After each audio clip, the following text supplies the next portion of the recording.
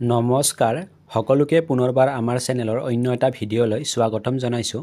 আজিৰ এইটো ভিডিঅ'ত মই তোমালোকৰ অহাকালি অনুষ্ঠিত হ'বলগীয়া জিঅ'গ্ৰাফি এক্সামৰ বাবে 3 আৰু 5 মাৰ্কছৰ কেইটামান খুব ইম্পৰ্টেণ্ট প্লাছ কমন কুৱেশ্যন আনচাৰৰ বিষয়ে ডিছকাছ কৰিম আৰু ইয়াৰ পৰা তোমালোকৰ এক্সামত ভালে কেইটা কুৱেশ্যনছ কমন পৰি যাব।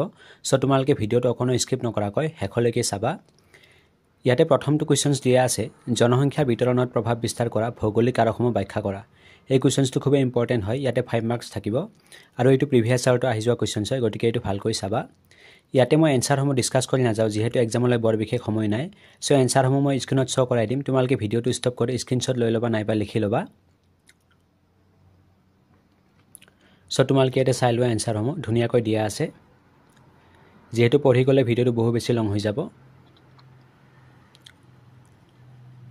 সো তাৰপিছত ইয়াতে কুৱেশ্যনছ নম্বৰ 2টোত দিয়া আছে, ভাৰতৰ কৃষি প্ৰধান সমস্যাসমূহৰ বিষয়ে আলোচনা কৰা। ইয়াতে 5 মাৰ্কছ থাকিব, অথবা এই কুৱেশ্যনছ তেনেকৈ দিব পাৰে যে ভাৰতত কৃষিখণ্ডৰ সমস্যা বুলি আলোচনা কৰা। এইটোও ভেৰি ইম্পৰ্টেণ্ট হয় আৰু প্ৰিভিয়াছ ইয়াৰত আহি যোৱা কুৱেশ্যনছ হয়, গতিকে এইটোও ভালকৈ চাবা। ইয়াতো এনসাৰটো ধুনীয়াকৈ দিয়া আছে, তোমালোকে চাই লোৱা এনসাৰসমূহ নাইবা স্ক্ৰীনশ্বট লৈ লোৱা। আৰু যিসকলে অলৰেডি এইবিলাক পঢ়ি থৈছা তোমালোকৰ বাবে খুবেই ভাল হ'ব, কাৰণ তোমালোকৰ বাবে ৰিভিজন হৈ যাব ইয়াৰ পৰা। আৰু হয়তো ইয়াতে এনেকুৱা কুৱেশ্যনছো থাকিব পাৰে যিবিলাক কুৱেশ্যনছ তোমালোকে চোৱা নাই।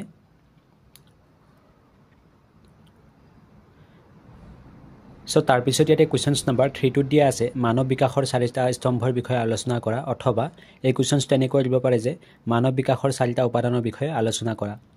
উপাদান এৰি স্তম্ভ বুলিও দিব পাৰে, সো তোমালোকে কনফিউজ নহ'বা, এনসাৰ একেটাই হ'ব। ইয়াৰে এনসাৰটোও ধুনীয়াকৈ দিয়া আছে, তোমালোকে চাই লোৱা নাইবা স্ক্ৰীনশ্বট লৈ লোৱা, নাইবা তোমালোকে ভিডিঅ'টো ষ্টপ কৰি লিখি ল'ব পাৰিবা।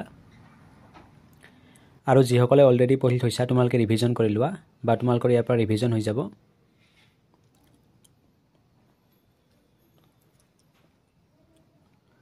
তাৰপিছত ইয়াতে 4 নম্বৰ কুৱেশ্যনছটোত দিয়া আছে, ভাৰতবৰ্ষৰ জলপ্ৰদূষণৰ প্ৰকৃতি আলোচনা কৰা। এইটো এটা খুবেই দৰকাৰী প্ৰশ্ন হয়, সো এইটো ভালকৈ চাই থ'বা। ইয়াতো এনসাৰটো দিয়া আছে, তোমালোকে চাই লোৱা। যিহেতু এক্সামলৈ বৰ বিশেষ সময় নাই, সেইবাবে মই অকণমান স্পীডকৈ কৈ আছোঁ, যাতে মই কম সময়তে তোমালোকক বেছিকৈ কুৱেশ্যনসমূহ আলোচনা কৰি দিব পাৰোঁ। তাৰপিছত ইয়াতে কুৱেশ্যনছ নম্বৰ 5ত দিয়া আছে, মানৱ ভূগোলৰ ক্ষেত্ৰ আৰু উপক্ষেত্ৰবোৰৰ বিষয়ে আলোচনা কৰা। এইটো প্ৰিভিয়াছ ইয়াৰত আহি যোৱা কুৱেশ্যনছ হয়, গতিকে এইটোও ভালকৈ চাবা। ইয়াতো এনসাৰটো ধুনীয়াকৈ দিয়া আছে, তোমালোকে চাই লোৱা নাইবা নোট কৰি ল'বা।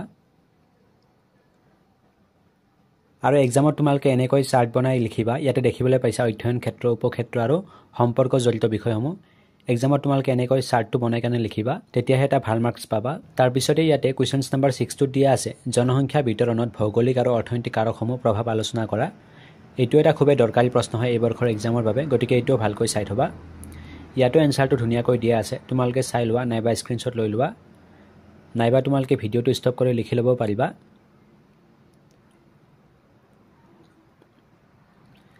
তাৰপিছত ইয়াতে কুৱেশ্যনছ নম্বৰ 7টোত দিয়া আছে, জনপ্ৰব্ৰজনৰ কাৰণে আৰু ইয়াৰ পৰিণতিৰ বিষয়ে আলোচনা কৰা, অথবা অৰ্থাৎ ইয়াতে জনপ্ৰব্ৰজনৰ কাৰণ আৰু ইয়াৰ পৰিণতিৰ বিষয়ে আলোচনা কৰিব দিছে, অথবা এই কুৱেশ্যনছ তেনেকৈ দিব পাৰে যে বিভিন্ন প্ৰকাৰৰ প্ৰব্ৰজনৰ কাৰণ আৰু পৰিণতিৰ বিষয়ে বৰ্ণনা কৰা। সো দুয়োটা কুৱেশ্যনছ একেই হয়, জাষ্ট কুৱেশ্যনৰ পেটাৰ্ণটো অকণমান চেঞ্জ কৰি দিব পাৰে, সো তোমালোকে কনফিউজ নহ'বা। ইয়াতো এনসাৰটো ধুনীয়াকৈ দিয়া আছে, তোমালোকে চাই লোৱা নাইবা স্ক্ৰীনশ্বটো ল'ব পাৰিবা।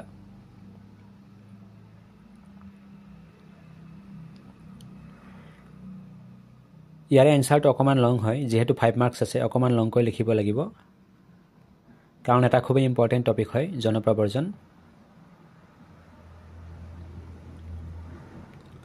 সো এতিয়া আহা কুৱেশ্যনছ নম্বৰ 8টোলৈ।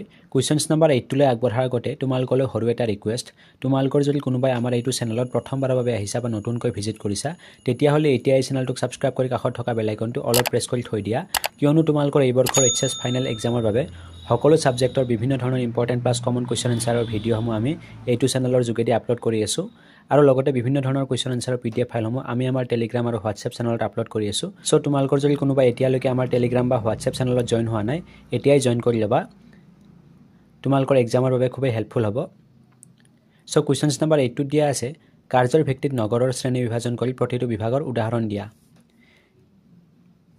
এইটো এটা খুবেই দৰকাৰী প্ৰশ্ন হয়, ইয়াৰে এনসাৰসমূহ ধুনীয়াকৈ দিয়া আছে, তোমালোকে চাই লোৱা নাইবা লিখি ল'বা।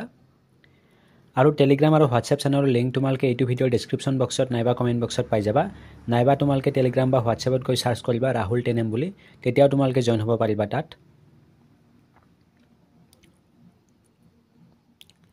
সো এতিয়া কোৱেশ্চনছ নম্বৰ 9 লৈ পৰ্যটকক আকৰ্ষণ কৰা কাৰকসমূহৰ বিষয়ে আলোচনা কৰা এই কোৱেশ্চনটো খুবেই দৰকাৰী কোৱেশ্চনছ হয় আৰু এই বৰ্ষৰ এক্সামত অহাৰ বাবে খুবেই চান্স আছে গতিকে এইটো ভালকৈ চাই থবা ইয়াতো এনসাৰটো ধুনীয়াকৈ দিয়া আছে তোমালোকে স্ক্ৰিনশ্বট লৈ লোৱা নাইবা লিখি ল'বা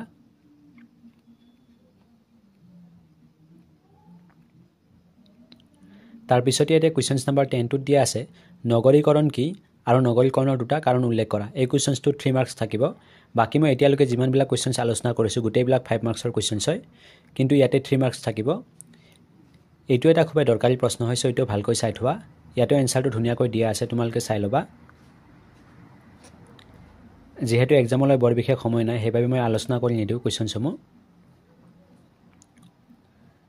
তাৰ পিছত এটা কোৱেশ্চনছ নম্বৰ 11 ত দিয়া আছে জনসংখ্যাৰ আকাৰৰ ভিত্তিত ভাৰতবৰ্ষৰ নগৰসমূহ শ্ৰেণী বিভাজন কৰা ইয়াতেও 3 মাৰ্কছ থাকিব সো এইটো এটা খুব ইম্পৰ্টেন্ট প্ৰশ্ন হয় গতিকে এইটো ভালকৈ চাই থবা এনসাৰটো দিয়া আছে ইয়াতে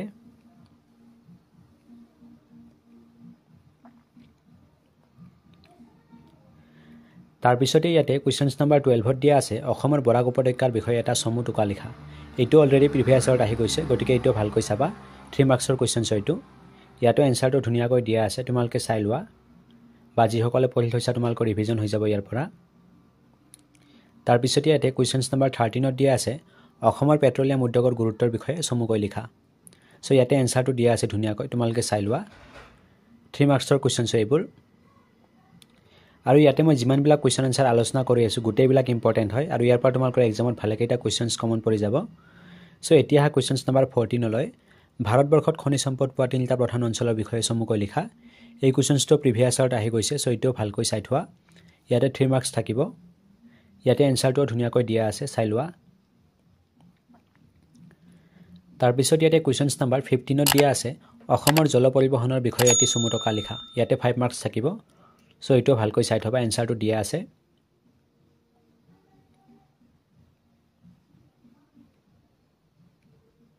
তাৰ পিছত ইয়াতে কোৱেশ্চনছ নম্বৰ 16 ত দিয়া আছে ভাৰতৰ বৈদেশিক বাণিজ্যৰ বৈশিষ্ট্যসমূহ উল্লেখ কৰা এইটো এটা খুব দৰকাৰী প্ৰশ্ন হয় ইয়াতে 3 মাৰ্কছ থাকিব সো এইটো ভালকৈ চাই লোৱা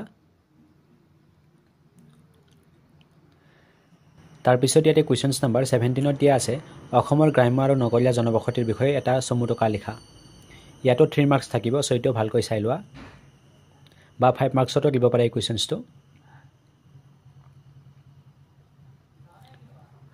তাৰ পিছত ইয়াতে কোৱেশ্চনছ নম্বৰ 18 ত দিয়া আছে উপগ্ৰহ যোগাযোগ ব্যৱস্থা কি আৰু ভাৰতবৰ্ষৰ এই যোগাযোগ ব্যৱস্থাৰ অগ্ৰগতিৰ বিষয়ে চমুকৈ লিখা এইটো প্ৰিভিয়াছ ইয়াৰত আহি যোৱা কোৱেশ্চনছ হয় গতিকে এইটো ভালকৈ চাবা ইয়াতো এনসাৰটো দিয়া আছে তোমালোকে চাই লোৱা তাৰ পিছত ইয়াতে কোৱেশ্চনছ নম্বৰ 19 ত দিয়া আছে লো আৰু তীখা উদ্যোগৰ গুৰুত্বসমূহ লিখা এইটো এটা খুব দৰকাৰী প্ৰশ্ন হয় সো এইটো ভালকৈ চাই লোৱা ইয়াতো এনসাৰটো ধুনীয়াকৈ দিয়া আছে